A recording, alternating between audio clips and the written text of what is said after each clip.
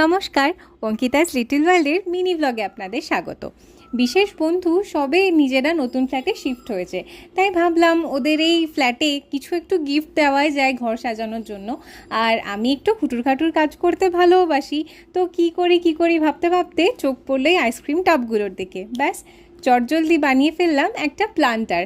খুব ছোট্ট উপকরণ আর সামান্য আমার অ্যাক্রিলিক কালার, ব্যাস তাতেই আমি কাজ করে ফেলেছি। আর এই কাজগুলো আমার দ্বারা সম্ভব নয়, তাই ডেকে ফেললাম আমার বাপিকে, একটু ফুটোফাটা করে দিয়ে আমাকেই হাত পাগুলো বানাতে সাহায্য করলো এই প্লান্টারটা।